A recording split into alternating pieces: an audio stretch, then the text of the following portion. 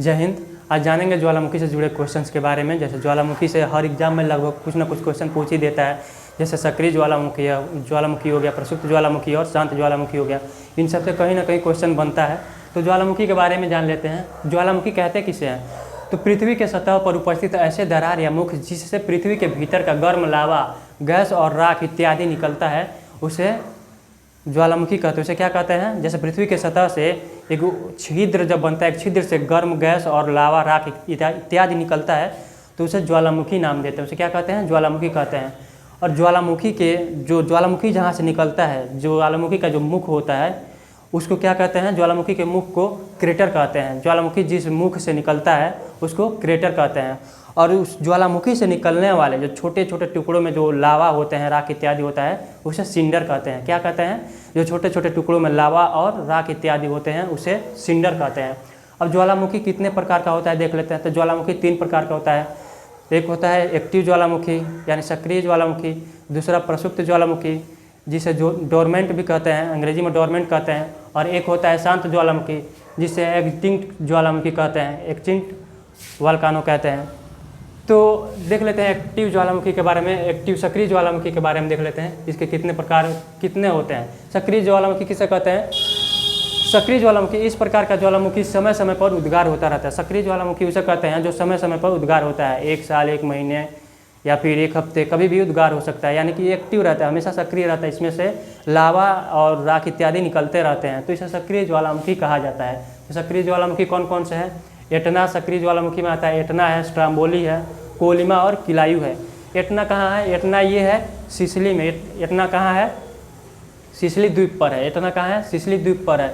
और Etna Sicily द्वीप पर है तो किस देश में है? तो इटली के सिसिली द्वीप पर है। ऐसे इसको हम ऐसे याद रखते थे, इटली के सिसिली द्वीप पर एटना। ऐसे कैसे याद रखते थे?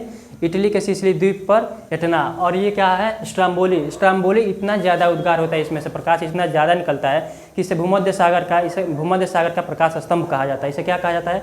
भूमध्य सागर का प्रकाश स्तंभ कहा जाता है। और ये कोलिमा हो गया और ये किलायु हो गया। किलायु विश्व का सबसे अधिक सक्रिय ज्वालामुखी है। कहाँ पर है ये किलायु? कहाँ पर है? हवाई द्वीप पर है। हवाई द्वीप यूएसए में। कहाँ है? यूएसए में। हवाई द्वीप यूएसए में।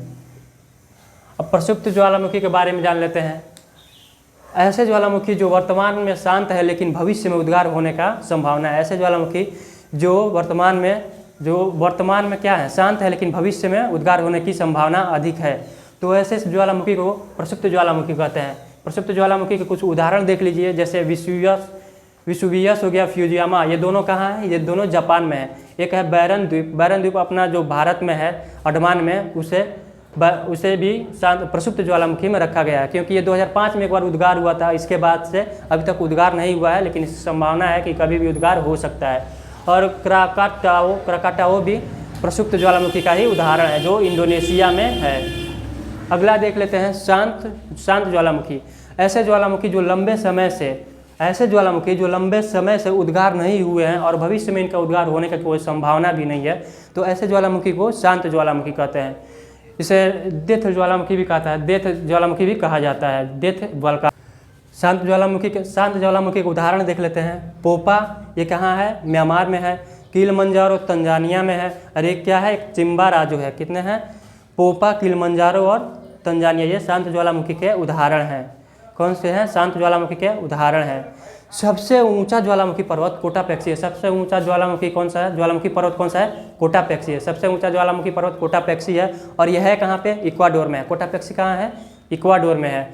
और सबसे ऊंचाई पर स्थित सक्रिय ज्वालामुखी कौन सा है? ओजस डेल सैलाडो। सबसे ऊंचाई पर स्थित सक्रिय ज्वालामुखी ओजस डेल सैलाडो है ये। और ये है कहाँ पर?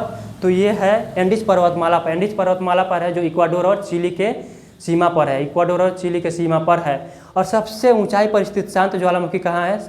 सबसे ऊंचाई पर स्थित शांत ज्वालामुखी कौन सा है? तो एकांकागुआ है। ये कहाँ है? ये भी एंडीज पर्वतमाला पर ही स्थित है। तो ये कुछ क्वेश्चन थे वोल्केनो से जुड़े, जिसको याद रखिएगा, जो एग्जाम में बहुत कामगार साबित हो सकते हैं परीक्षा दृष्टि से।